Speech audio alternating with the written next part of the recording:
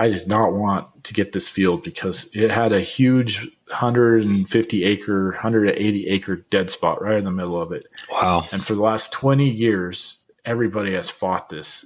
My partner and my dad, they conspired against me, and they decided that they could do it. Okay. So I am in this now. We're doing this with this field. It's part of the operation now, and it's going to, we're going to figure it out. I think we've done it. Hey guys, we'll get to the podcast in just a minute. However, I am looking for more great guests for the Blue Collar Voices show, and I am planning a road trip across America and including parts of Canada. I'll tell you more about both of these at the end of this podcast. Howdy guys. Today our guest is Rich Bradbury. Rich is co-owner of a ranch in Adel, Oregon. This is on the western side of the mountains and is pretty arid and dry. Rich has a range of experiences from working a number of different positions in the oil fields and a couple of different roles in ranching. He has even worked on a ranch in Russia. His skills over the years have come about by a significant amount of OJT, that is, on-the-job training. But the skill set is quite diverse and very technical. Additionally, Rich has dyslexia, and we will talk about that as well. Rich, welcome to the Blue Collar Voices show. Thank you, John. Excited to be visiting with you. This is a great show you got going. I have to apologize. I didn't get to listen to all the episodes, but I listened to quite a few of them. And it was it's now in my podcast rotation. Well, that's awesome. Thank you very much. And if you got any ideas to make it better, just shout at me. Well, Rich, we're going to get into your backstory, which is interesting. But give us a brief snapshot of the main projects and activities you are involved in today. Well, today, the main project I'm involved in is I have a 1.5-year-old son. We're sort of rejiggering our life around making sure that being there for him as much as possible. So we've come back to Oregon out of the oil field and are focused on the ranch primarily. And it's going really well. I partnered with a guy, I have a partner on a ranch in Adel about 3 or 4 years ago, and we have seen tremendous growth. We're working on regenerative type of approaches to our fields in Adel and the cattle, and we've taken up a lot of leases in the area around where we run cattle. So a lease, for those that don't run cattle, is where you rent somebody else's land so that you can have a place for those cattle to be. So we've taken an operation that can comfortably run 250 head, and now we're running close to 600 head of our own cattle, plus another 200 to 300 outside cattle, which is people that we run cattle for and manage for them so that during the year, so they're also probably looking for land. Beyond that, I'm going to do a little bit of substitute teaching, and I'm currently working on getting my real estate license, and I hope to focus on buying and selling ranch properties eventually. That's what I'm working on right now. And one of the things that I heard you say is that you're doing regenerative. Yeah, I have a little bit different background than most ranchers. My parents started a natural beef company that sells primarily in the San Francisco, Seattle, Portland regions of the United States. It's natural, antibiotic-free, hormone-free. We're working on a grass-fed project that will stay in the same markets. So since the 1980s, I have not lived the life of I was not raised in the life of a typical rancher. I would say that my parents were very progressive, and sort of because of that, I have a different perspective than a lot of ranchers. So I never questioned when I started out to take on an operation of my own and be responsible for it, that operation would do anything more than be a regenerative type of project and sustainable. The thing about sustainability, when you talk about sustainable, is it's just good enough. When you talk about regenerative, it's something that you can build on and will provide more. It's something that you could add on to. So that's why I think the shift from sustainable has moved to the word regenerative, because we're really looking at increasing our outputs, making better habitat for wildlife, making better soil systems. So we think, and there's a lot of people that throw these words around lightly, but we think that by practicing regenerative agriculture, grazing, the way that we approach the management of our soils, we're actually building something that will have a greater market value and therefore take better care of us in a monetary fashion. There's the altruistic regenerative, and then there's the dollars and cents regenerative, and they can both coexist. Right. Yeah. You mentioned that you're leasing land. Your principals was actually improving their property value as well, because as you do this, there's going to be a higher yield. And so even though you're paying to be there, they're actually winning in a sort of way. Oh, yeah. And the guys that we lease land from, they sort of, part of our goal with the Double Oarlock Ranch was that we would take on different properties. And so this is our first big scale year, but we're already doing improvements to the leases that we take on. So we do sort of a trade-off. We pay them, but if we see an improvement on their land that needs to be done, I'm not shy about going to that guy and saying, hey, I'm going to put this money into this fence here so that we can control the grazing, so we can rotate better. And you're going to knock a couple $1,000s off of my bill. I'll get that brace in and make sure that that's done well. And usually they're all for it because it's increasing the value of their land. So we're just not going into these leases and taking. We're going in and trying to improve them. And we have good partners in the people that are leasing to us, that they allow us and see the value of letting us try and make their place better, just like we'd make our own resources better. In your example, you gave, like, you're going to put in a brace or something on the fence. Hypothetically, if they knocked off $2,000, would that be something that if they paid somebody to come in, it would cost more than that, but you're actually doing it for less just because you're there? You just want to kind of cover some of the cost of the materials and it's a win-win, or how does that break down? Exactly. So I'm not saying I'm doing it for free, but I'm doing it for way under market value. It's beneficial to both of you. Yeah, cost plus 10% probably, which the guys that do the fencing now that you're talking about, I had a guy quote me a fence price at $25,000 a mile. Wow. Just regular fencing? Just regular fencing, 6-wire, barbed wire, and the braces. Yeah, I have a guy that helps me out, and we just go and knock it out. So, I mean, it costs me a couple days a couple afternoons during the week, and some material costs, and what it provides back to me and control the animals and being able to utilize the resource better. Also, it's a mutually beneficial thing, and then they'll have it in the future. If we're not their lessees, at least we left that place better than when we got there. Right. If you have a fence that is a mile long, along the way, do you have to put in more significant posts and cross bracing? And if so, how far apart are those? It really depends on the terrain and the type of situation. Our cattle mostly respect fences, and especially since we've been using electric fence more, they don't pressure as much. Some places you can get by with 3 or 4 wires, and some places you need 6. Just depends on what application you're trying to use, the terrain, and what's on the other side of the fence, because that's really what the draw is, to put pressure on the fence, is what the animal sees. On the other side of the fence, it might be worth testing that fence. Okay. And outside of the number of strands, I've seen fencing that you're just driving along the road, and then they'll have a heavy post, and then about, I don't know, maybe 8 to 10 feet, they have another heavy post, and then they have some cross bracing in between. And then you just keep on driving, and then later along the road, there'll be another similar situation. What are those used for? Oh, so the braces? Right. They're the anchor points. So you need 2 good anchor points to stretch the wire. And then you can put steel posts, the T-posts, in between for a pretty sizable distance.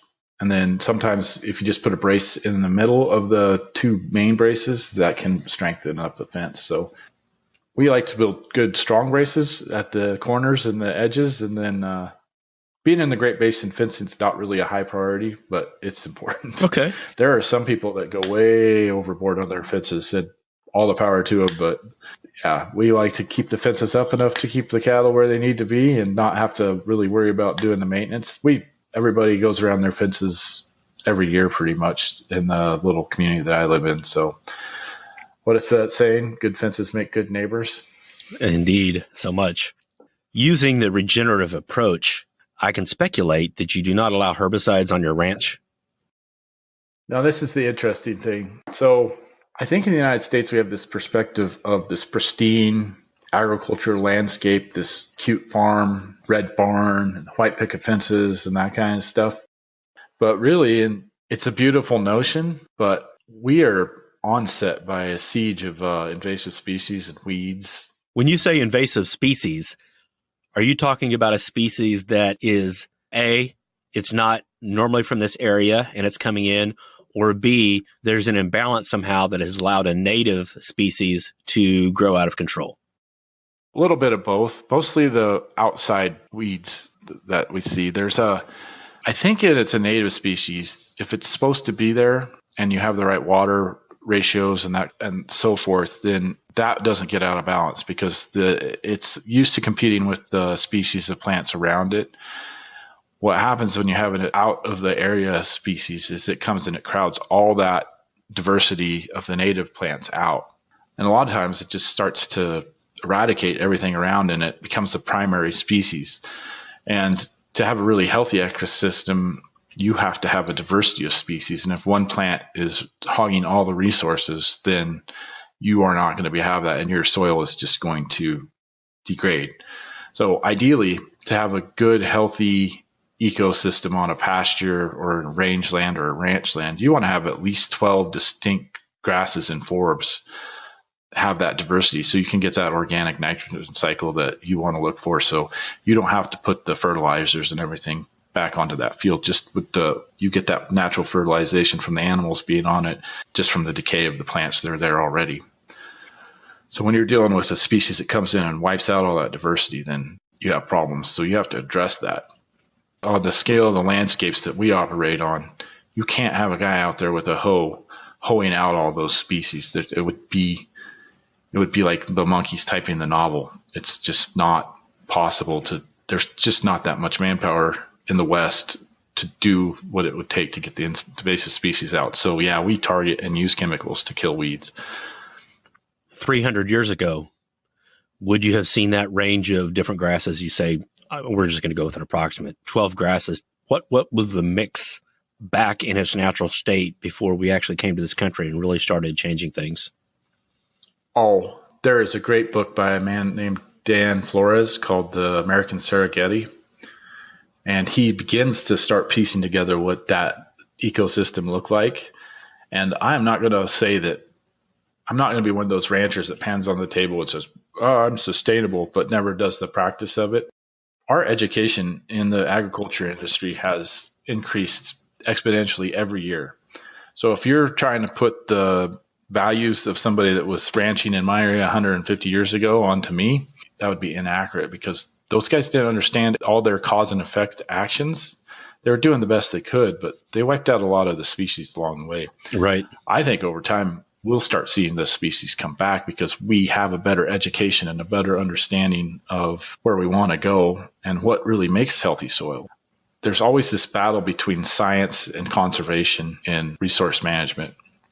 And it tips back and forth all the time. And I think that finding that balance is always the trick. We lean more towards the conservation side, but you can't really fault people that need to be profitable that lean more towards the science side. We want to keep that science good, but want to move more towards conservation so that it's better for society as a whole. Well, those are all absolutely good points. You know, the Dust Bowl was all due to poor farming techniques, exposing the soil, drying everything out. We had weather conditions that contributed, but if we still had the 6 and 8 foot tall grasses growing, that would have never been an issue, regardless of how dry that summer was. The land that you're in now, before ranchers and farmers even got on that land, and if we want to go back even further, 500, 1,000 years ago, that's kind of where I was curious about what the makeup would be of the different grasses at that point in time. Given the elevation where I'm at, it'd be really tough to say, but I would say that there was more. Right now, it's in the Great Basin. There's a huge Great Basin sage, big plains of Great Basin sage, and what the interesting thing about that is people think, oh no, there's no grass out there, but there's a tremendous amount. There's a whole nother level of plants that grow underneath that sage, and that's what our cattle graze on, is the grass that grows underneath that sage and is protected. I'd imagine there was a lot more grass species, probably a lot more edible forb species, and a lot of the rangelands that we graze on very well might not have changed for eons. So I look at some of the grasses out there. I think this is like, when you talk about grass fed, this is an ancient grass that's been surviving on this desert plain for millennia. It's ideally adapted. Yeah, you can go into the pasture. That's relatively new grass, even if it was planted. If it's been planted in the last 10 or 20 years, it's very young. But you would go out into these rangelands in the United States, like in the prairies. Who knows how long those grasses have been there? Way before humans were ever here, probably. Part of the thing is the species have changed. The animal species have changed dramatically. So there used to be buffalo in my part of the world, which I'm fascinated by. So there used to be this push in Oregon and there is actual big chunks of land around where we have where our cattle go onto federal permits that are they don't graze. I think that having a cloven hoof animal like a buffalo or a cow is very much part of how my part of the area has developed. And while cattle aren't as romantic as buffalo, they're still serving the part to the ecosystem as that tool. Right. So, and if something needs to fill the void for the predator or the prey and the grass, I mean, what is it? I've heard nature abhors a vacuum. It's going to fill it one way or the other. So, luckily with the cattle, we filled it in such a way that it's beneficial to more people than just having an animal that's never cultivated and doesn't advance human civilization along. Is that too deep? No, we can go deep, and everybody can just follow along at their best ability. What is a typical day like on your ranch? That's a wide, diverse range, but just kind of give us an idea. Well, we only have 2 seasons. We have, we have 4 seasons, but we have the time when the cattle are in the valley, and then we have the time when the cattle are either out on rangelands or out in the different leases that we have. When they're in the valley, we try and have enough residual feed. So currently our operation hays during the summer in the meadows and the pastures in the valley where the water is the greatest. And then we stockpile that feed for the cattle during the winter.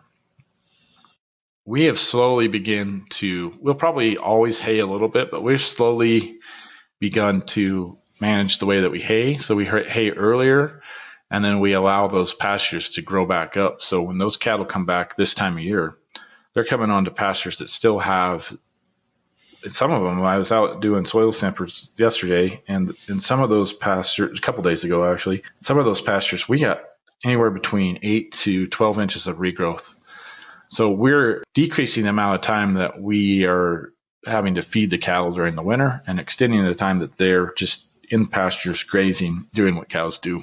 So ideally, and my dad's been able to accomplish this, he has an operation in Nevada where they don't hay or feed any hay. They're always either on pasture lands or on range lands year round. And that is a very low input operation. That's the healthiest way for things to go about, the easiest on the people and on the animals.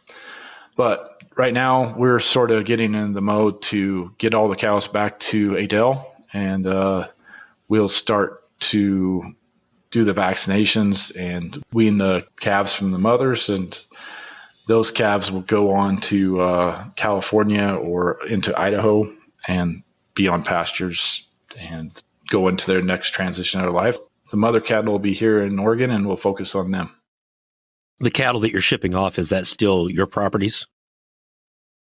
We have a couple different markets. Like I said, we're developing the grass-fed market, so those cattle will probably go to California, and I'll sell those cattle to it's sort of incestuous, but I'll sell that to my father, and he has the cash resources to get those to the final marketplace, which is going to be another 16 months from now.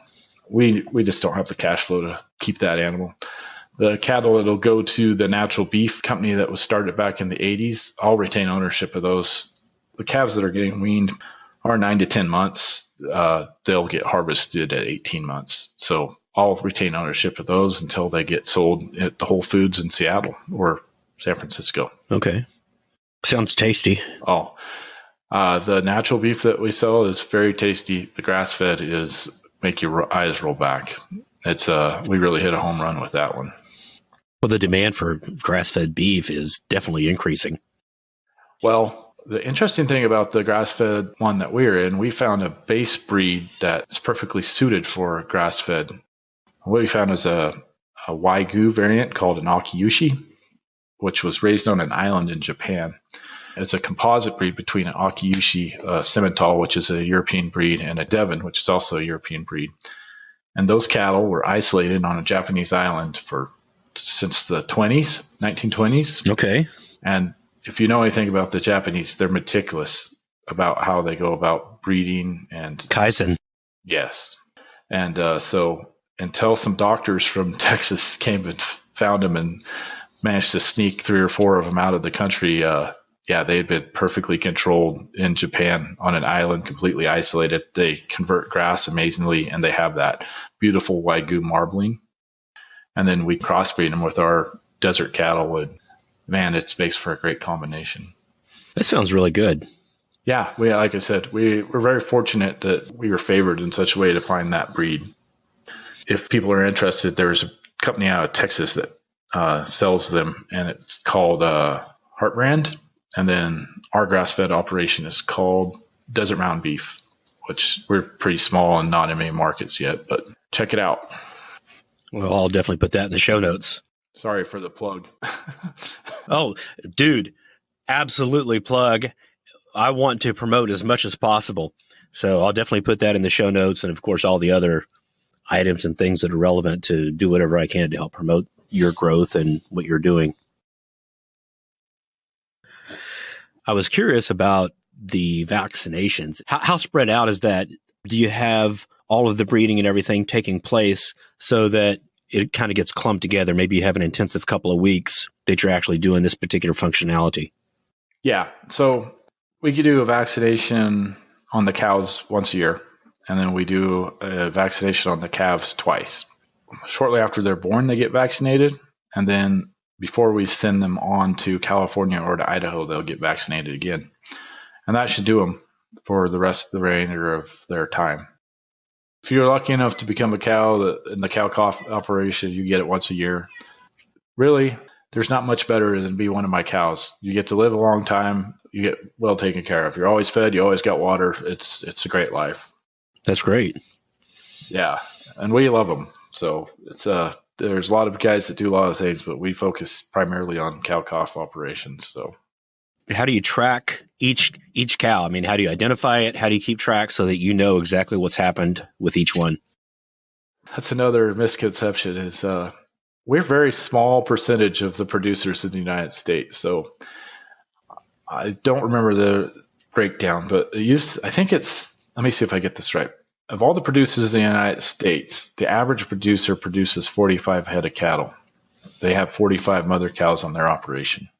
That's 80% of all producers. So when you break down where we're at amongst producers, we're in the top 4% as far as size.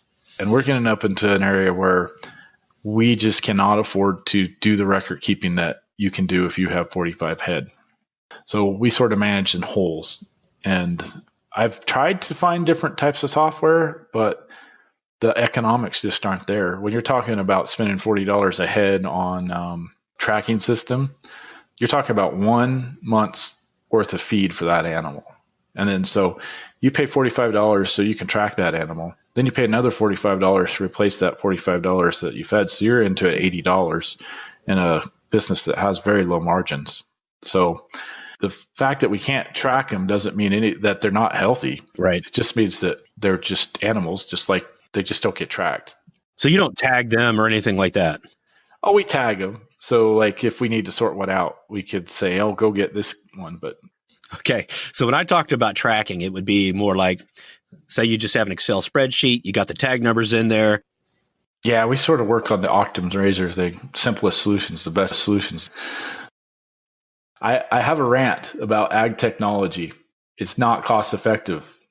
Unless you're running a dairy of like 100 head or you got a 45 herd head and you can afford, it's a recreational hobby type thing. So you have all this money going into ag tech, and then the producers that need it can't afford to do it. It just wipes out the economy of scale for them. But So let me ask you this. I know I'm interrupting, Yeah. but if the software was free, would it be beneficial? See, I'm not looking for free. Well, I understand, but what I'm trying to get to is, if the software was free, would you see a benefit from being able to track it? Because there has to be a value to even use it before you even discuss how much you'd actually pay for something. So I was just curious if that would help optimize and improve things, just having the ability to track it without there actually being an associated expense in the software, because I know it's going to take time to actually plug the data in and pull reports and that type of thing. Yeah, that's the thing. See, so it could be free and it still wouldn't be useful, because unless I can put it on my phone, and let's say it's not me, it's one of my guys that goes and works on and it's with the cattle every day, unless he can put it on a phone and he can take that phone and he can ride on a horse, and as that animal, say, gets sick and he has to doctor it, he can then enter that information into that phone and it can go somewhere. From that phone to me, it does me no good. Or like when they're tagging the calves when they're first born, I don't tag every one of my calves, so I can't do the data entry. So if the person that I pay to go around and tag calves every morning when I'm off doing something with another group of cattle, if she can't take and put that information immediately into the phone, it's not going to get done, because she's got four other things that she has to do that's more critical than entering that calf's data. She's got to make sure they're tagged right. She's got to match them up with their mother. She has to catch them in a low stress manner. She's got to make sure they're not sick. She's got to get them up and going. And then to add on top of that, she's got to get the tagging system and do the data entry part of it. And as much as we can hope that that's something that she's going to do, that's the first thing that she's going to not do, because it's the least critical thing to that animal at that time. Okay. So that technology has to be able to be rugged, and it's got to be practical. And what happens is these technologies get made in a vacuum. They think, well, this will be great because here's the outcome in the end, but they never put the thought into the economics of it. Well, I think they put the thought into the economics of it, and they never put the thought into, is this practical or not? Is this something that people will actually use? And when you come right down to it, when you're operating in all sorts of different conditions, you have to have something that's robust and reliable and simple and fast. And ag technology, as much as it's heralded, is just not there. And I harp on it all the time, because I have salesmen always coming to me and saying, oh, I got this wonderful, this is the next best thing, this is going to change your whole operation. And I'm like, no, man, you haven't put the time in to think about how it's going to work. Can my hand use it, or can I use it readily? And it's just not there. So that's the end of my rant. It's all good. Well, and I'll edit this and cut it up a little bit, but it's good. It's good to have that viewpoint, and I'm happy that you did it. Your commentary reminds me of a joke I heard. There was this old grizzled farmer, and he was approached by a guy that was fresh out of college, and he's talking to the farmer, and he's like, look, I can provide you information that can help you increase your yields on your fields by 3 times. And the farmer's like, I already know how to increase my yield by 3 times. Yeah.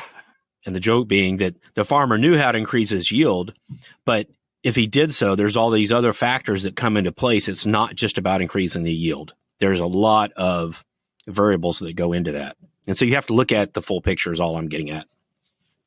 I have had this harped into me from my parents are brilliant people, and they have a very holistic approach to everything they do. And I think that bleeds out into their children. And that's why sometimes when we talk about all the little pieces and the whole all together, we sound a little bit radical. Well, nothing wrong with being radical. So you talked about your typical day, and we talked a little bit about some of that, but if you kind of look at pick a couple of experiences over the last couple of weeks that would illustrate different things that you do. It's not the same every day, just gives people an idea of some of the different things that would happen. I'm going to go forward first. So, I know what I did last week. So we shipped some cattle out of California. And when I say ship, that means we loaded them on trucks and sent them to California and to Boardman, Washington. And the ones in Boardman, Washington, they're sort of in the final phase of becoming dinner. And the ones that are going to California they're part of the grass-fed program. So they're sort of in that second phase of putting on the weight they'll need to become hamburger also, but it's such a much longer timeline. So my brother-in-law came from California where they're going to go.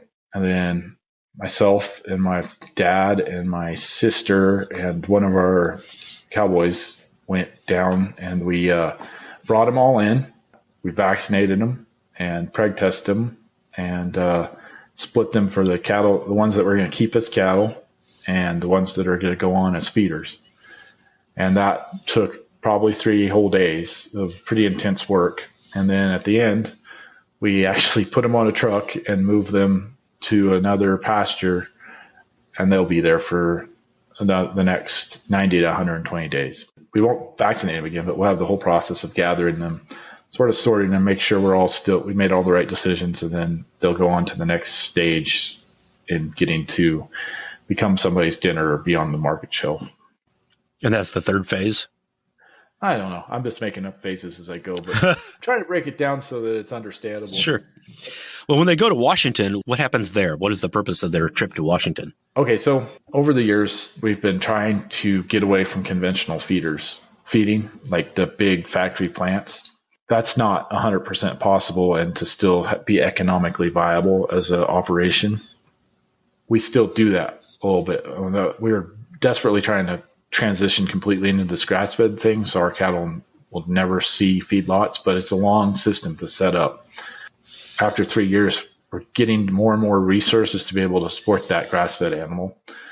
But right now, when they go to Boardman, they're going to go up and they're going to be in a feedlot, and it's a unique type of feedlot, but it's still a feedlot, and they're going to be there for the next 90 to 120 days, and those cattle will be bred-fed, but they're still a natural antibiotic-free cattle. They're still healthier than what you're going to get out of a conventional feedlot.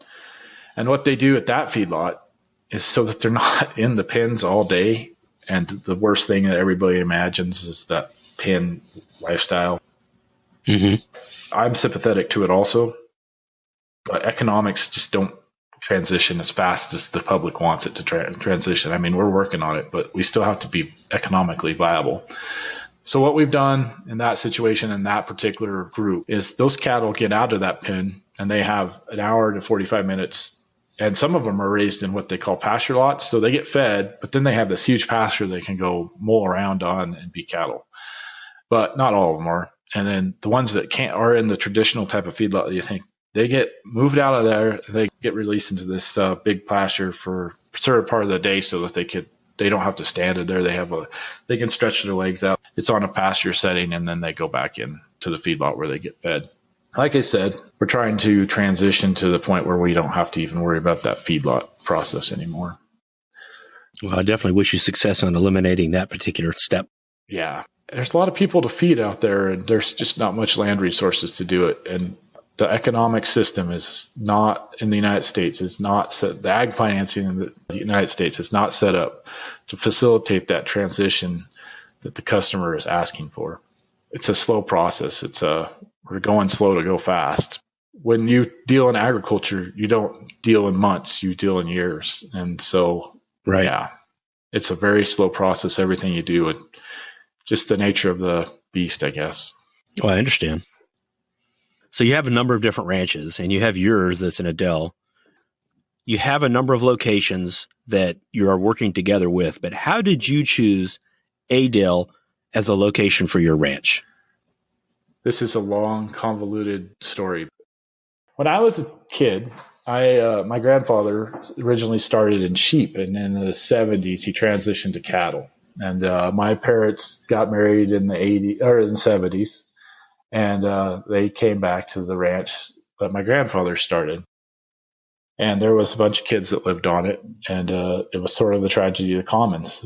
So as more families moved in, the resource got more and more scarce, and everybody was trying to get ahead. Towards the middle of the 80s, there was a lot of infighting, and everybody's going along. Never good. Yeah, but it's part of ranch life, and it's just something that happens, and you can hide it, but it doesn't just happen to my family, it happens to all families. So the infighting just got worse and snowballed. So we had this little operation that we were running on the corner of this resource that had all these other families on it. And when push came to shove, we're the ones that got shoved off. And it was bad timing. In desperation, my parents, they bailed out to northern Nevada, got all the cattle to this lease. And this was back in the early 2000s. We were entrenched in this one place in Oregon for all these years. We got just booted out and had to go to this place we'd never been to try and survive and take the cattle there, and just changed our whole paradigm of what our expectations were. It was a blessing because from there we were able to, I use we pretty liberally, but my parents were able to build on that. They did a great thing. They tried to set up something for each of their kids so that they could go on ranching if they wanted. And so my middle sister, she took on the operation in Nevada. And then there was an opportunity that presented itself in the Bay Area to have another lease. It's around Livermore, the Contra Costa area. So we sort of went in there. We made a bid on the lease. We added a really significant environmental component to it because we were never going to be able to compete on the price, but we could bring a certain level of environmental expertise from a partner that we had met in Nevada. And so he went down with us. He does rangeland evaluation and really technical stuff using satellites, radio spectrum imaging, that kind of stuff. So we brought a whole new environmental component to this lease that we have now in California. So we rewarded that lease, and that became part of our operation. And my youngest sister and her husband moved on and are managing the day-to-day operations on that lease. As our enterprises grew, the cattle that they were packing along for me sort of became, it sort of got to the point where they couldn't grow and keep my cattle. So we did have a little toehold still left in Oregon around where the original ranch was. And so my cattle got shipped back up here to Oregon, and I was in the oil field at the time, and I made a deal with a good friend of mine that we decided that we were going to partner. I bought cattle from him in the past. He'd worked for me before when we were still in Oregon, and he'd rebuilt his cattle herd since the last time I bought it. I said, hey, I can't be here. I'm not in a financial position where I can be there every day to manage these cattle, but they're going to be there. They have to be there, so I'll partner with you. He agreed. We started with 90 head. And he brought almost 30 head to the thing. So altogether, we had about 120 head when we started. And that was 2015. And now we're up to about just a little under 500 head. What we learned when we got kicked off the ranch, the original ranch, is that you can't stay stagnant. You have to go out and look for more places for those cattle to be. And that's why we've expanded. And that's why I was talking about in the beginning, I was talking about the partnerships that we have with the people that we lease from and taking care of their resource. And for us to grow, we can't just rely on that one little single resource in Adel. We have to grow. This is a long shot, but I'm looking at a place right now in South Dakota where I'll just send 200 head. And they might just live there the rest of their lives. And then so I'll have an operation in California or in Oregon and bouncing back to between there and South Dakota.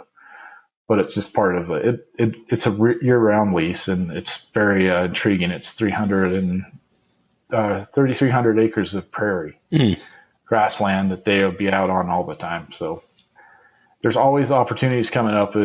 Most ranchers aren't going to pick up and move to South Dakota, but over the last 20 years, we've learned that you have to be very flexible to survive in the ranching game, survive and thrive. If you put the cattle up there, would you have to provide like a barn or some type of shelters? How do you do that? Well, normally when you lease a ranch, especially on a year-round ranch, you get the housing, you get the facilities, everything. There's very few leases that you walk into that doesn't have a set of corrals, doesn't have some sort of out structures, and doesn't have one or two houses. When you lease that ranch, you come in and you get use of all those facilities and infrastructure. I'm thinking about if there's weather issues, like you have a storm coming in and you have the cattle up there, do you have to have somebody go up there and manage those cattle and move them around? Or can they go into shelter that you've already built that they just go under? How does all that work? No, there'd have to be somebody up there. And so what the deal is, my strategy for survival is I built up enough of a critical mass of cattle that like I would do something similar, probably my partner and I now, because we're 50-50 on it. We would do something similar that I did with him. we'd say, hey, look here, we're going to provide you 250 head of cattle. You'll watch them. We'll pay you so much a month for each head of cattle. You can add your own cattle into this mix, but you're in charge of this operation. You're responsible for everything that happens. And then I go in and I help with the strategic planning, getting the financing. Really, that's a lot of what I do, is keeping money in front of everybody so that they can keep managing and doing what they do best. My partner is excellent at operations. The highest purpose I can use is to keep him going, to be his support system and keep him happy and keep him feeling like he's fulfilling the role that he's supposed to fulfill. And that's what we'd look at in this operation in South Dakota. We try and find somebody that wanted to grow, and then we provide that platform and provide the resources to help them start going. And hopefully it would turn into a partnership that would be long-term. In such a partnership with the person that would be managing those 250 cattle, would that require day in and day out, or would they still have the option to, for instance, take a part-time job and do both? No, that's the beautiful part about it. I work other jobs, but the guys my partner, he has another job, but when we hire somebody, that's what they do. They do, or we partner, then we provide that so that they don't have to do that and they can just focus 100% on the cattle. Okay. Now, if it's a husband-wife team, one of them might have to work, but it would be one person job full-time, just focused on the cattle. And that's ideal for us because that's what our business is. So, but a bachelor rancher / cowboy, he'd be in heaven. Yes, that would be the ultimate deal. I noticed the other day a post on LinkedIn about taking soil samples, specifically regarding Field 55. You mentioned doing a lot of crunching of the numbers. How deep can you get into the numbers and how much difference does it make? Meaning you can make rough assessments and make changes, pH, etc. What all are you measuring and how are you making changes based on these numbers? Feel free to get deep into the science, even if it is more than I might understand. I'm not much into the science. I have a basic grasp on it. And this is an experiment so I can get more into the science. But I am into the numbers. There's not very often that in the West that as a rancher that you can go out and buy a piece of property. And I'm not going to say I bought this piece of property. My parents bought this piece of property. We had a long conversation about it. I did not want to get this field because it had a huge 180 acre dead spot right in the middle of it. Wow. And for the last 20 years, everybody has fought this.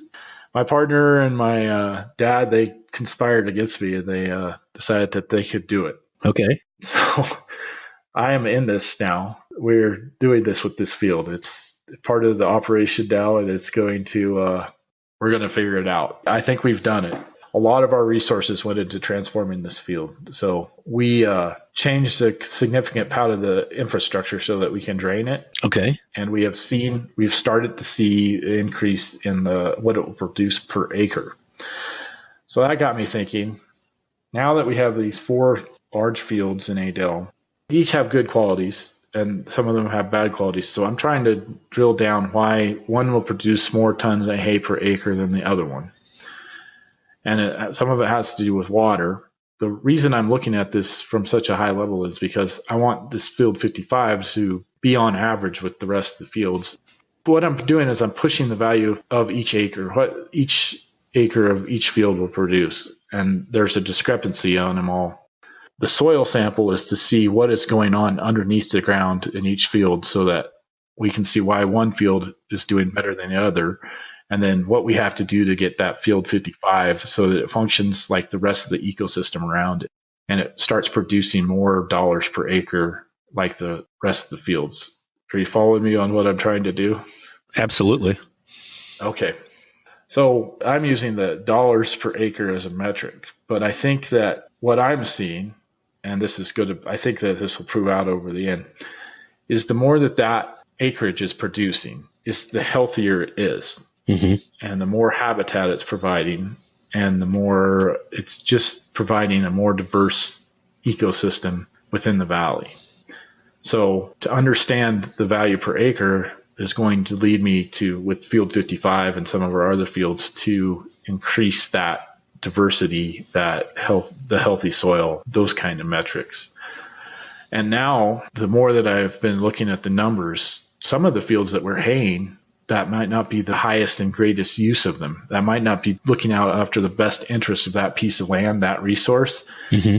And maybe running cattle on them in the summer rather than haying them is going to be more effective for us as an operation, better for the cattle, and better for that resource. That's the deep dive that I'm doing into the individual fields. And what I'm trying to do is, once I figure out all the formulas and the ratios, it's never going to be the same for every field. But if I can find out some ways of measuring the monetary value with the health value, then I can go in and look at other resources, some of our leased resources, and see what the best use for them is so that they can be the most healthy ecosystems as possible, and what's the best tools to get them to that point. And I wish I could verbalize it better, but I see where I'm going, but I haven't built the whole structure as how to do it. I'm pretty confident I'm almost there. And then once I understand that challenge of not being able to purchase more ranch lands, because the cattle enterprise will not support what it costs to buy raw land or raw ranch land in the United States right now. Mm-hmm. So growth is limited to leases. Hardly ever are you going to buy a ranch unless you sell a ranch and buy a bigger place. But if I can understand what the actual economics of it is, I can find those pieces of property out there that I can run my cattle on that I can afford to pay for. And I can show that metric to a bank or to somebody that's going to finance me or an investor. And I said, look, this is what I've seen on fields that we've worked on. These are the tools I can bring to bear, and this is where I can get you. Mm-hmm. And I think that you're changing the equation. I think that there are properties out there that are affordable. You just can't look at it in the traditional way. You have to be able to look at that soil. You have to know what's going on underneath. And you have to be able to step back from your paradigms and say, look, this has been a hay meadow for the last 80 years. That is not the highest function of this field. It might be that you get 4 months of feed out of it by haying it, but if you ran cattle on it for 3 months, then it might actually pay more. So you can, just by running the cattle on it and grazing it and never haying it, using any mechanical instruments on it at all, you might be able to create a higher value per acre on that field than what people traditionally thought was the best use of that. Is there any value to conceptualizing here, grazing for 5 years, then haying for 1, grazing for another number of years, rotating things around? Does that have any impact? I'm not there yet, and that would be an interesting thought experiment also. So I do play around a lot. It's very hard when you're trying to meet a bottom line. Is one thing that the ecologists and people that are in land management are always preaching, is that you should rest acreage entirely, and that's very tough to do when you have to pay bills and pay the bank and that kind of stuff.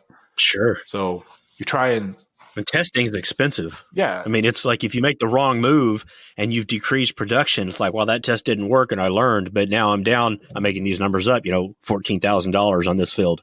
Yeah. And I think that people that are not in agriculture need to realize that it doesn't matter if you're doing organic or what type of agriculture you're doing, just on what a razor's edge that people in agriculture live on.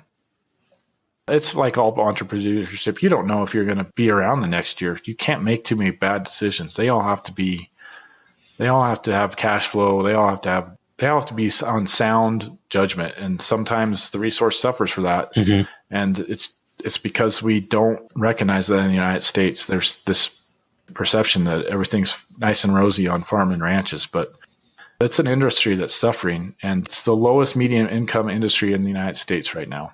And you can't expect good results out of a system that you aren't willing to compensate people to be in. Right. It's an interesting dynamic. I'd like to flip that narrative, and that's sort of what my passion is right now. All capital comes from land, and there's no bigger, more valuable land in the United States than the farm and ranch lands that are in private hands right now. We're holding back urban sprawl, rural sprawl. We are holding back some of the most, we're protecting some of the most pristine landscapes in the United States right now. And we're not doing it for nothing. We're doing it for the love of doing it and for the respect that we have for the land. And then you just get beat up all the time in the media and the ranching and farming industry. There's a guy in North Dakota or South Dakota, and he's got 3,000 acres of a monoculture. Well, it's better to be in a monoculture than it is to be in development or being mined or that kind of stuff. I don't want to have the monoculture there. I'd like to see him do more stuff, but he's still protecting a huge unalterated habitat for those animals. When he's not on there farming, there's a lot of stuff going on in that field.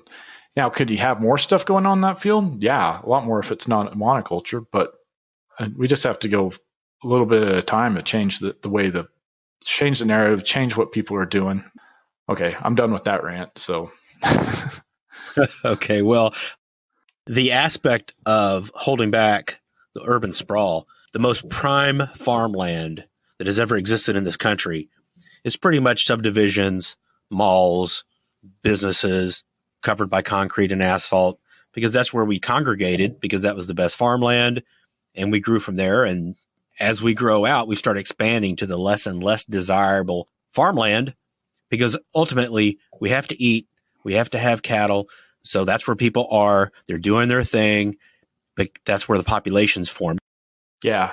And I've been working on this. I've worked with it on a group called 1,000 Friends of Oregon. And in my little community down here in southeastern Oregon is people move here that retire in large urban areas, and they have the money to buy 40 acres, 100 acres, and then they immediately build a house on it. And they break up the natural landscape because they want to have a little ranchette.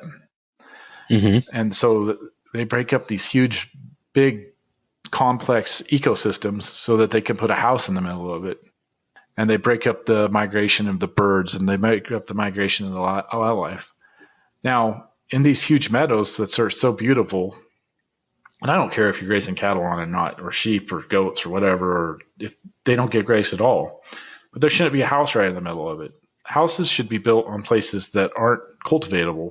And not, when I say cultivatable, I mean usable by some sort of animal or to grow grass or some sort of wildlife. There's plenty of places on that. You don't have to build it right in the middle of the meadowlands and the floodplains and where the water is. You can build up on the sides of the hill where there's not as much of a impact. But people that retire have this paradigm in their head that they want to come and they want to have this 40, 50 acre little farm so they can have chickens, which I'm 100% for. You could do that on the side of the hill too. But they bring in their cats and they bring in their dogs and they screw up the migration of the birds. We need to have big, vast tracts of land. I advocate as a rancher that you can have that. You cannot disrupt flow of livestock and birds because cattle can coexist with those animals. You don't ever see a cow chasing a deer. I see birds living on my cattle all the time. They eat the flies out of their hair, which has been one of the welcome things I've seen come back into the ecosystem since we've outlawed some of the different type of chemicals. I forgot when I was a kid that birds used to sit on cattle's backs and eat and then they disappeared for a while. And now they're back, which is a good positive thing that we're making good steps forward. I'm passionate about preserving these large chunks of land, and cattle is one of the ways you can do it and still be productive. My goal is I'd like to get so established in ranching that I can come in when these little 40 acre or 80 acre places come up for sale. I want to get so established that I can come in and take a bulldozer and return that back to native and take that structure completely out of there so that I don't have to look at it anymore, and it goes back into being productive for the whole of the area, for the whole of the region. And it's just not somebody's little end-of-life thing that they did for themselves. That'd be significantly well-heeled to be able to make that happen. Yeah. So anyways. I understand the idea of wanting a little ranchette because, hell, man, I'd want the same thing. And it's not so much that you're pointing out that it's the 40 acres, it's the location of the 40 acres. Yeah. And I would love to work with people on some of my lands that aren't as utilized for the cattle, not as critical to the operation, not as critical to the ecosystem. I would love to work with people. I'd love to work with regulators and say, here's 40 acres. Don't fence it in too much. Maybe you'll have a cow in your backyard occasionally when she's up getting some grass or something, or and there's going to be deer, but don't overdevelop it. put your house here, have your chickens, have some pigs and some sheep, or have your own cows, but just don't overdevelop it. Stay off of where the most productive, the healthiest part of the ecosystem. Stop breaking it up. I'll facilitate that for you in this area. I just need to choose the area. You still have wonderful landscapes. You still have a wonderful view. Let's put a little reason and thinking in behind where we're putting our houses. Because there's a lot of great places on the margins where you can have a house and you can still have all the beauty that you want. And it doesn't disrupt the whole system very much. Right. I was curious earlier, and I just wanted to step back to this for a second. When you're talking about doing the testing on Field 55, how deep do you go for your tests? That was an interesting question. So the test only requires that you go 5 to 6 inches. They really just want to see what that topsoil is. And I think they must be able to gauge farther down below. My next step is I want to do some transects in my field. That's where you take an excavator or backhoe and you dig a deep pit so that you can see how deep down your roots are going. Right. And I have fields I know are going to be down to 7 to 6 feet. And then my field 55, I'm worried it's going to be 6 to 7 to 8 maybe. And I could tell just doing the samples that the fields that I think have the healthiest roots systems, they are just mangled with roots.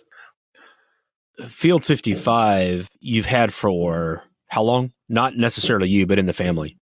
3 years. Okay. Since then, we've put in 2 huge dike systems to drain the water out of it, because what was happening in the 180 acres in the middle, it was just this dead, stale water. It didn't move around. It wasn't like a natural wetland type of situation, because it would come and go. And what had happened is a parasitic grass had gone in there and pushed out all of the native grasses that could grow there. And so what we're slowly doing is we're bringing back the natural meadow fox, meadow haze, the grasses that would traditionally be there and that are in all our other fields. What had happened with the parasitic grasses, it had formed a crust on the top of the soil, and it wasn't allowing any other species to take hold. So in the winter, what we do is we go in and we feed the cattle there, and then their hooves break that up. And then we feed hay that's from the adjacent meadows. And so that seed and the action of the animal's hooves gets that seed in those places where that crust had developed. Nice. And you can see the meadow grasses slowly, sort of in a mosaic, coming back into that. So along the sides for I'd say about first 50 yards now, we're starting to see that meadow grass, native grasses come back into that area, because we have a better drainage system. We're going to improve the drainage system this next spring, and so it should be a fully functioning field here pretty soon. And I predict I know this is weird, but we raise a lot of ducks, waterfowl, because of the canals that run through the ranch. They provide a great shelter for the birds when they hatch. They can keep their babies in there until they're ready to fly and go on north. So by adding those 2 big dikes, when the cattails and the reeds and water type plants get in there, it's going to be providing a bunch of cover. And I'm really thinking about adding a bunch of trees into different parts of the field so that we can even have more cover and more diversity, so that those birds can get their chicks raised up and get them north and continue to see a good increase of birds. I sort of look at birds as a good gauge as to how I'm doing as a manager. If I can encourage more and more birds on my fields, that tells me I'm doing a great job. Right. I pulled up your area on Google Maps and I was just looking at the terrain. It really looks pretty arid. Have you put in ponds? No. When you're on the rangeland, there's springs that develop and they sort of naturally pool into ponds. Sometimes we built what they call a dirt tank, where you just push up a levee on one side and it fills in, and if it overfills, then it goes on down the country. In the actual valley that we operate in was once a huge ranch. It was called the MC Ranch. They write songs about it and stuff. It's crazy. Okay. It's 260 miles of canals, and we own just a little small percent of it. And we're actually in a water district that we operate cooperatively in with the other ranchers that bought this huge ranch. And back in the 90s, 16 ranchers bought this ranch from George Gillette, who has the Gillette Razor Company. Okay. And we were bidding with it with the Nature Conservancy. And the Nature Conservancy, they knew it was important to preserve, and they had a paradigm as how they could preserve it. And as the ranchers in the area, they also felt that they could preserve it. So it was contentious, but in the end, we ended up making a deal with the Nature Conservancy, and they thought, well, we were already enough guys that we could probably manage it and reach the same goals that they would have ultimately accomplished. So they stepped aside and they let the local ranchers buy it. And man, it's been an exercise in cooperation. What was the big ranch and had all the people that you would normally think normally a big corporation, big ranch would hire more people. But by splitting the ranch up into the different sections and different percentages, I think it's brought more people to the valley that are working, provided more jobs, definitely put more into the local economy as far as equipment, gas sales, and that kind of stuff. So it had a lot of marginal reactions that were unforeseeable back in the 90s when we were talking about it. And I think that each person managing a little part of it, actually the land gets better attention than when it's managed as a huge whole. Because each person has the self-interest to do the best that they can for their percentage of what used to be the larger ranch. It's great. We got all sorts of kids going to school. It's our little community. You see, it's a type of community that it's fading in the West, and ours is thriving and growing because the opportunities there to have more people living in the valley, because there's just more jobs that we created by splitting it up. So my partner and I, we support about 1.5 people year round, and they live there and they contribute to the economy. And so it's a good feeling to be able to do that. Being so remote, I was curious about the challenges of getting supplies, electricity, internet, etc. When I pulled up your city, it just seemed like really, really, really small. Is that kind of just a perspective issue? Do you live on your ranch, or do you live like in a house in the city, or how does all that work as far as all that supplies, electricity, internet, etc.? I live an hour away. Housing in our little community is difficult for people. So while I was gone, we rented our house to somebody that lives there and works in the valley. And so when I came back, I didn't want to run that person out. So I commute back and forth. My partner lives in the actual Adel Valley. I commute back and forth, and it works out all right this year because we have cattle in the little community that I live in now. I jump in the pickup. I'm 5 minutes from one herd of cattle and 10 minutes from the next herd of cattle. So I sort of take care of this side of the equation. When it comes to winter, I'll be commuting back and forth. What I said that we bought a bigger part of a bigger ranch. Well, those big ranches had bunkhouses and cookhouses and that kind of stuff. So one of our purchases here in the last couple of years for the double Oarlock, our personal part of it is we bought the bunkhouse that used to house all the cowboys. Mm-hmm. And we're going to rebuild that into a place where people can stay and vacation. And we're going to make it into 2 apartments, basically. And my plan is eventually I'll live in one part of that. And then we'll do an Airbnb thing, so bird watchers can come and stay, and hunters, duck hunters. And there you go. Yeah, so bring a little extra income in as well. Yeah, and it also helps us if we do add people, we'll have housing for them. So it's being so remote. That's one of the challenges is housing, especially as operations grow in our little community. And out of perspective, they think that the little community that I live in is the farthest community away from any interstate in the United States. Nobody's actually verified that, but there's been a lot of informal looks at maps and stuff. And we're as far away from an interstate. We're 90 miles from the closest McDonald's, and in Adel, we're 100 miles from the closest McDonald's and the closest Walmart.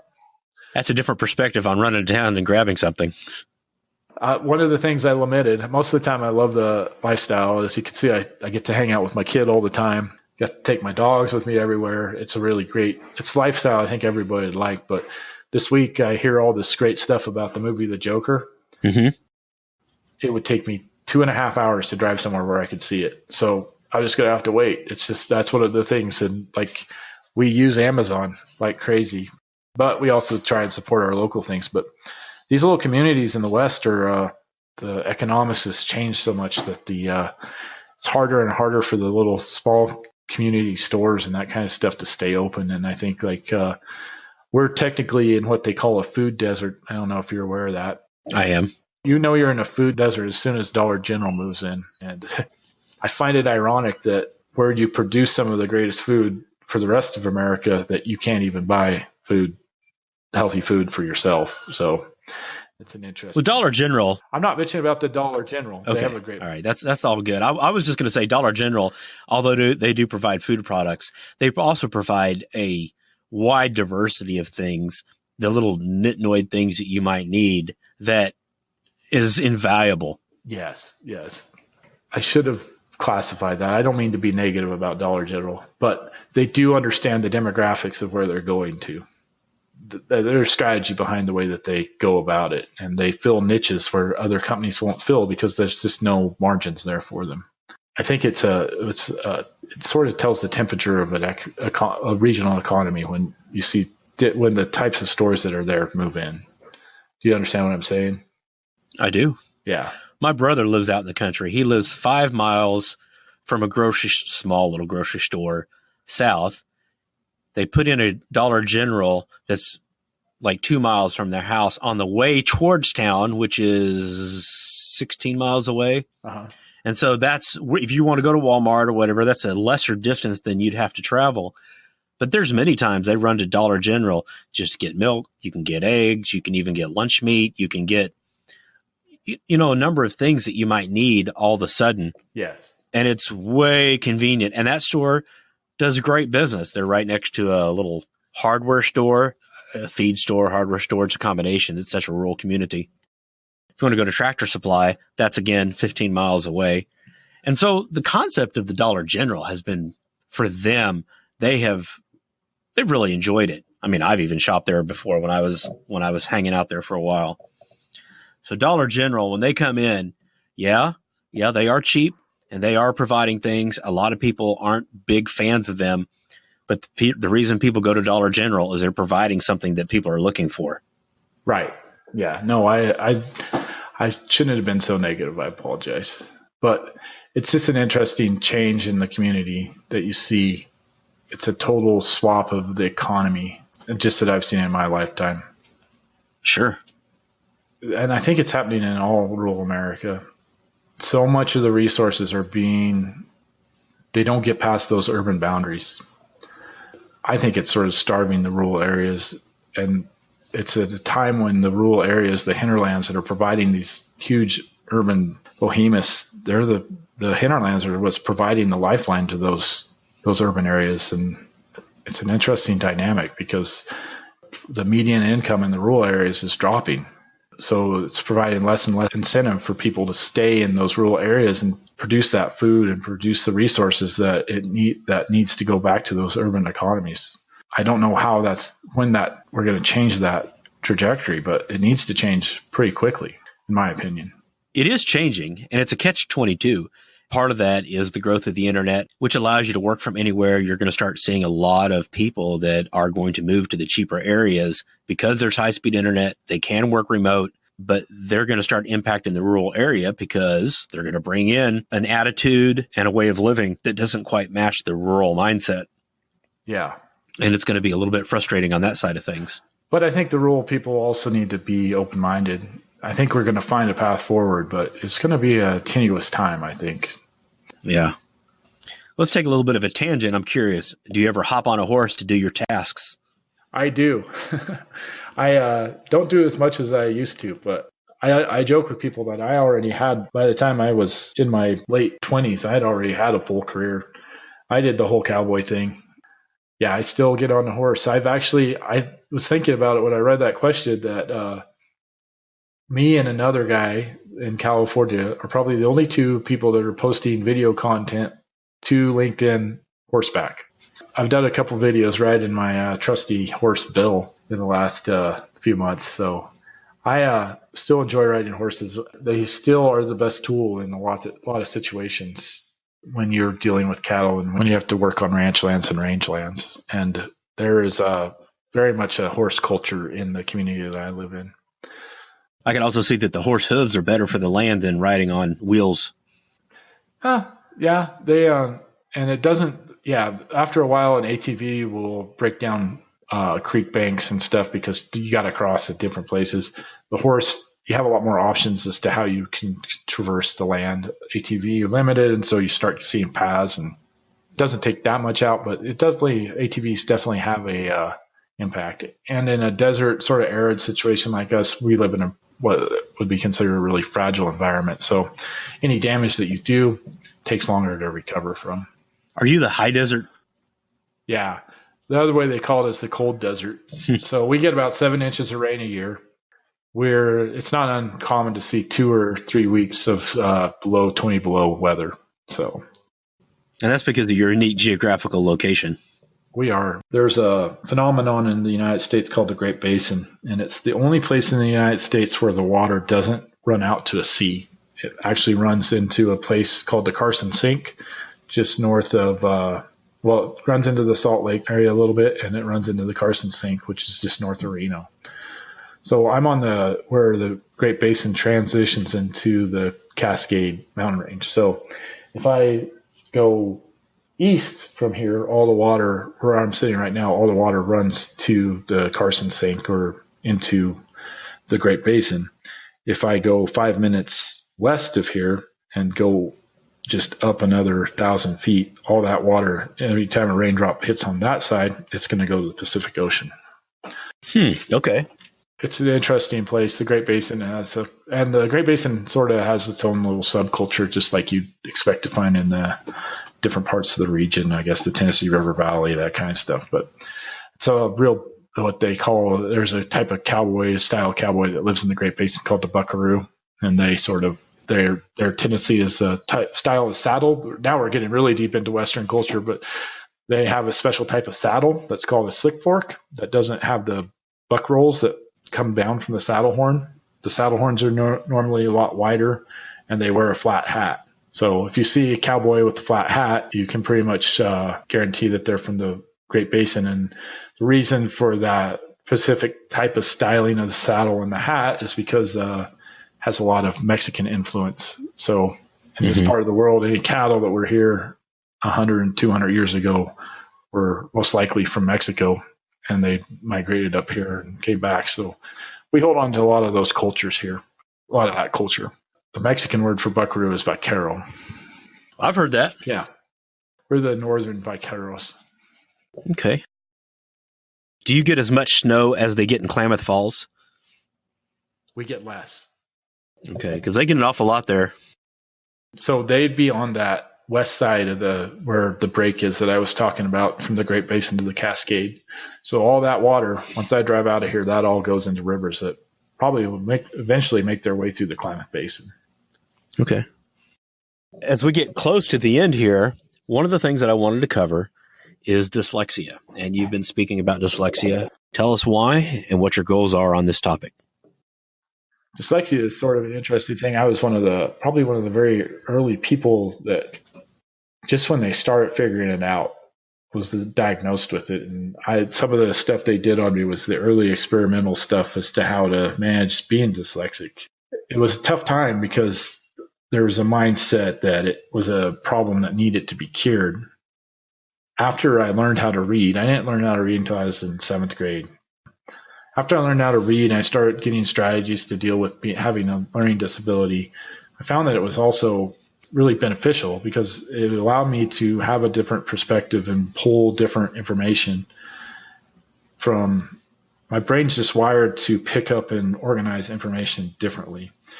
And I'm also adept with workarounds. The world makes you want to conform to a certain type of education to that. And so as a dyslexic, because that is difficult, you have to always adapt and work around so that you can fit in that channel that all your peers are in. So that makes you extremely flexible. Plus you have this, just the way the brain's wired is you're able to gather information and pull it together more. But you also have all the limiting things like writing. I still will occasionally mix up my B's and my D's, P's and Q's.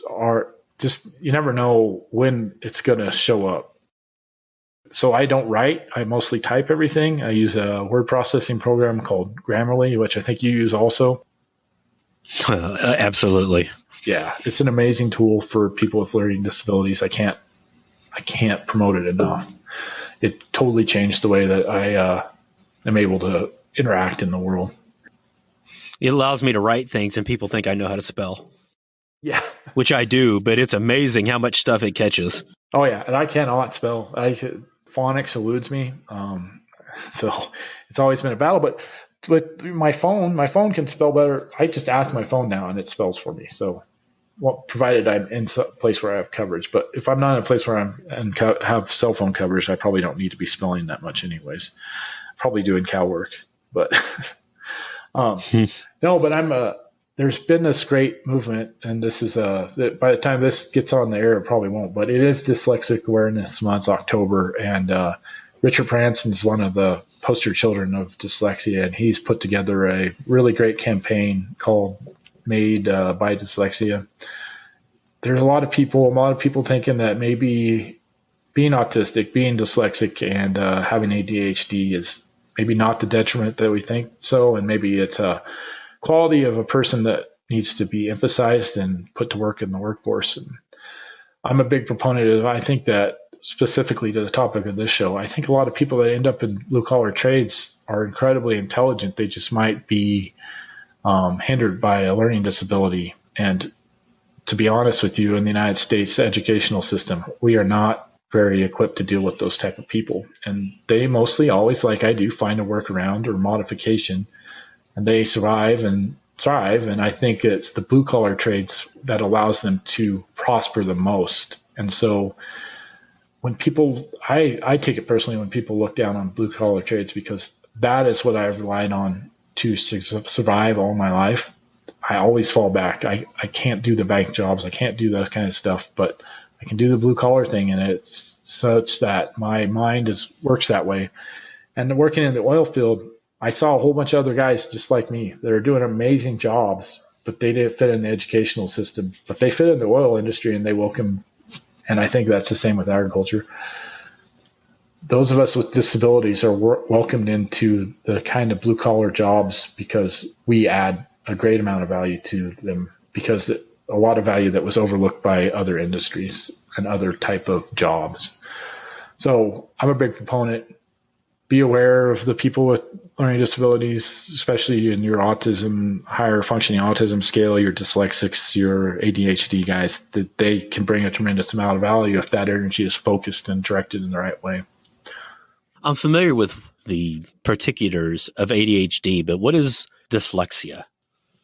It is a lot about not being able to look at something and like, I can't, and a lot of times I will say words incorrectly. I don't even know what's doing it. It's the wiring in my brain. I don't think anybody really knows how your brain gets organized. We're still learning how to do that, but I do transcribe words. I can't, sometimes if I'm in a panic, I have workarounds to tell right and left, but if I have to if somebody's like, immediately you have to turn left, I can't. I cannot put that together in my head. If I have time to think about it, I can figure out left. But if it's something that my brain can't pull that information together. So if it's an immediate thing and it's like, you just have to go left and somebody's panicked about it, I can't do that. So there is limitations that you have in dyslexia. And sometimes like I'll have a word in my mind and I need to write it on paper and I just cannot do it. I cannot figure out the way that it needs to be put together to make it a whole. So if I have time to think about it, but sometimes I just have this brain block and it just doesn't happen. And I just have to take a deep breath and realize this is something I have to work around. And like I said, there's technology to help you do that. But like I said, the advantages of having it are, I think that it gives me a unique ability to pull lots of information together that a lot of people don't have. So I come up with this happened all my life, and I've seen other people do it that have a learning disability, but really come up with novel solutions to problems just because they are accessing different portions of their brain. And I don't know how it all works, but I think that it definitely works that way. I had a guy I was visiting with, and he said, all this dyslexics that you talk to wouldn't wish it on their children. And I don't have that perspective. I just assume that it's going to be a very big part of one of my children's lives. It might not be all of them, but they're going to have to deal with dyslexia. And I would prefer not to create a stigma around it. It's just something that's them, that's part of them, and they just need to learn and embrace it and see it as a strength and go forward. And I think that there's still a lot of stigma for adults that have it. Maybe that didn't get it addressed and that kind of stuff. And I would like just to say that it's not a stigma, and you should just disregard people that think it's a stigma and try and find the benefits of it and celebrate those. Right. I mean, I still remember going into college classes and telling them, like, I need a little bit of extra time on my test, or, man, I hate multiple choice things because sometimes I mix the bubbles up. Like, I filled whole rows of bubble tests incorrectly just because my brain got locked into a certain pattern. I mean, I was answering the questions, but I was B or D or something like that. I said, I can't do the bubble test, but I'll be happy to write one-page report. And he goes, this dyslexia, it's a bunch of BS. He goes, I'm not buying it. So you have the same opportunity as all the other people in the class. I'm not giving you any special dispensation. And that was back in the early 2000s. So it's just there's just some people that are just never going to believe that it is the benefit or it is a problem that it is. But I think that's lessening every year.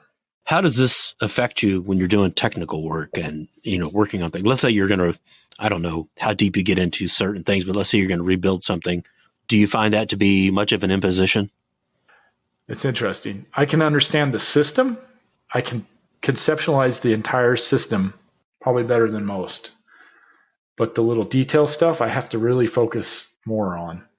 I had a very technical job in the oil field that was running the tool that told the direction of when they're drilling horizontally. And it was very technical. So I had to double check all the time. So I was weak that way. It comes naturally to a lot of people that they can get the numbers right every time. They have a quicker grasp on the numbers. Once I understood it, I probably understood the whole tool, the whole function of that tool better. And actually, a lot of times in my jobs, when I doing that kind of work, like fracking or drilling, or I was trying to think of some of the other roles that I've had. Managed pressure drilling.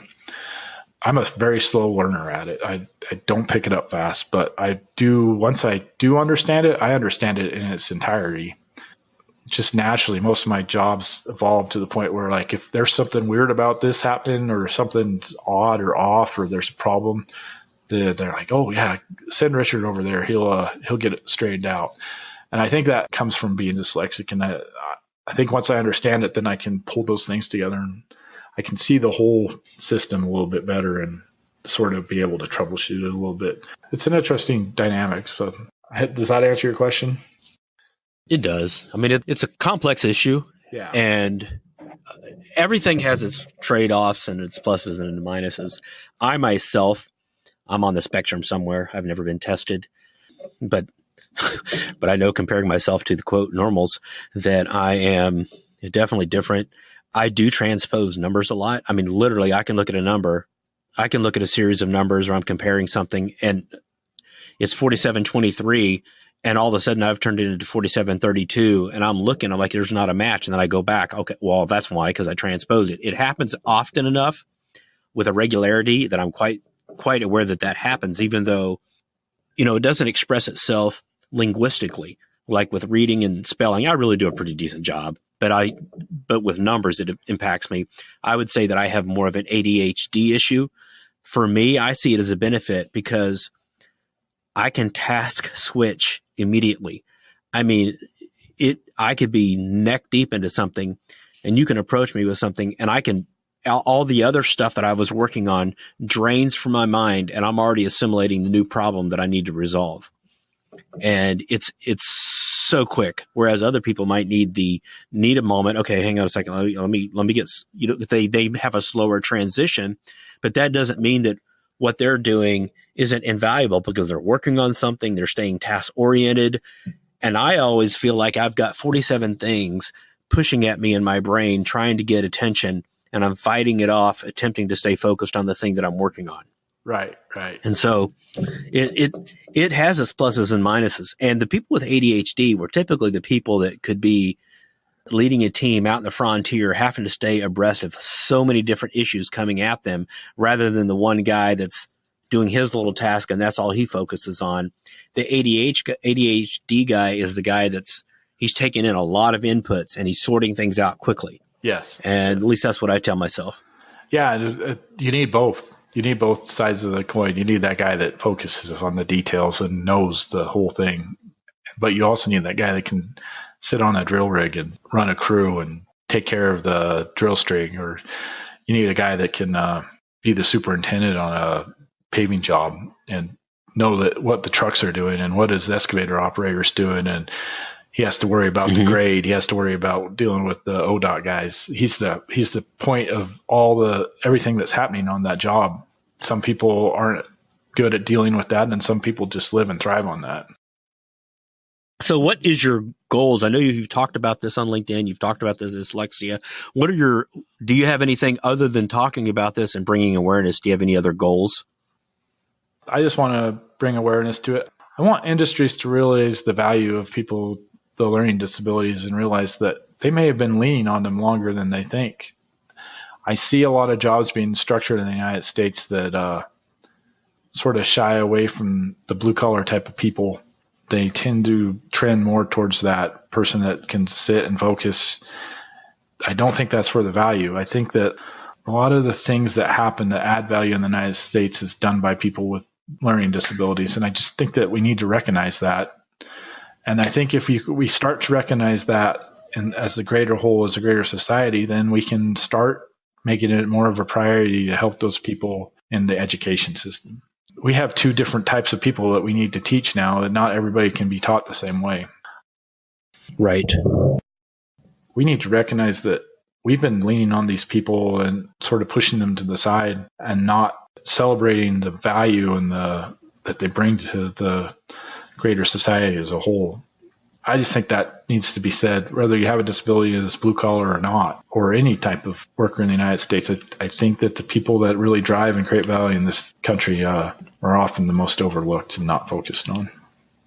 Well, before we started our industrial revolution, the people like you and the people that you're talking about that think a little bit differently were just part of society, and they were the people that went out and made things happen. As the industrial complex rose up and we needed people that would sit still and do repetitive jobs. And that's what the educational system that we still have the vestiges of today came from, was finding workers that would fit in the box and do the work they needed to do and just be mindless drones. The people like you and other people that don't fit in that box are not mindless drones. These are the people that are like, it's an antithesis to how they think, do, and act. And you are absolutely correct that in another time, in another age, these people would have been very, very valued. As we switch to a gig economy, as we switch and we change how our society is being made, these types of people are going to be the kind of people that excel and really make a difference. Oh, I completely agree. Yeah. I think that our next evolution is going to be like stepping away from those jobs that you're talking about, the industrial type jobs. I don't know what it's going to look like, but I think it's going to be a lot. I think that there's going to be a greater emphasis put on agriculture. I hope so anyways. I think that there's going to be a greater emphasis put on little, smaller type of companies that do specialized things, because we're not producing washer and dryers as much. I did just buy one manufactured in the United States, but what we are doing is we're doing a lot of thinking for the world, and we're creating a lot of innovations and that kind of stuff. Like, it's just amazing the type of equipment that's coming out of the United States. If you look at the oil industry, the technologies that are being developed that are really driving that industry forward are being developed in the United States. A lot of the agriculture, I had a big rant about agriculture technology, but that technology, a lot of it's innovated and thought of here in the United States. Australia, Finland, those kind of countries are contributing a lot to that, but we are really pushing the boundaries, and I think we can continue to do that. We just need to realize that maybe that's what we do now. Creativity. Yeah. Well, Rich, we're going to wrap this up shortly, but I have another question for you. But before I get to that question, I'd like you to tell me anything that we haven't covered yet that you'd like to cover, that's been burning a hole, that you want to say. I think you've given me a lot of opportunity to do that all through the podcast, so I appreciate that. Okay. Or maybe I just took it. I don't know. Yeah, no. I freely gave, but you weren't shy about it. So, all of this being said, let's go ahead and wrap up with the final question. After having this overview of where you've been, where you're currently, what do you want to achieve, do, look back on, and be glad you did in 20, 40, or more years from now? I would like to have built and maintain. I'll step back. Agriculture is very much a generational type of endeavor. To build on agriculture, the current model is that it takes generations. So my great-great-grandfather came here from Ireland. He started with some sheep in San Francisco area. He migrated up into Oregon. And my grandfather built on that. He added land. He added cattle. Then my parents have built on that. They've added land. They've added more cattle and knowledge that goes along with that many generations. So I would like to continue that tradition. I'd like to bring more people into that tradition and strengthen it. Yeah, so I'd like to say I build on that. I opened up some more land that wasn't open before, protected some wildlife. I made a little bit better living for some people. So that would be my goal. It's not I'm not after world domination. I just want to make a little bit of impact and pass on to my son and my partner's kids something that they can build on, and or something that will allow them to pursue whatever opportunities that they want to pursue. So there's always going to be somebody that needs to be here filling this role in agriculture, and if I can set up that next person to be successful like the people before me set me up to be successful, then I think I will accomplish something wonderful. That is awesome. Rich, had a great talk today. Thank you so much for coming on the Blue Collar Voices show. Definitely be seeing you online, and just thank you, sir. Yeah, and thank you for this is a great endeavor that your passion to expose all of us guys out on the fringe doing fringe jobs. I think it's incredibly important. I think it's stories that people want to hear. So I kudos to you, man. I appreciate everything you do and your honesty in going about it. Well, thank you so much. Rich, I will talk to you soon. All right. Thank you. The next episode of Blue Collar Voices brings to us Peter Early, who owns and operates Early Designs. Peter is a high-end wood craftsman specializing in high-end tables. Here is a very short clip from the recording. And I apprenticed probably about 6 or 7 guys through the shop. And some people think I'm crazy because I'm creating competition. But yeah, I don't see it that way. I mean, there's so much to be done out there that even if we have 15 or 20 of me in this area, there's still plenty of work to do. It's just a matter of finding the right clientele, you know. Hey guys, before you go, 2 things. The first is I'm looking for more great guests for the Blue Collar Voices show. Basically, I'm looking for those that excel in the blue collar arena and have actually got their hands dirty, truly understanding what it is like to do the work. Now, the second thing, and exciting, hey, at least for me, I am planning a road trip. Phase 1 is building a list of locations to visit. Some locations will be just a meet and greet. Others will be on-site audio and or video. Please check out the website for more information. I'd love to hear from you. Email me at johnc@bluecollarvoices.com. You can also hit me up on LinkedIn. Thanks all. Looking forward to hearing from you. Blue Collar Voices is produced by John Chapman, and all audio, video, graphics are created and edited by John Chapman. Blue Collar Voices is a DR7 Media production.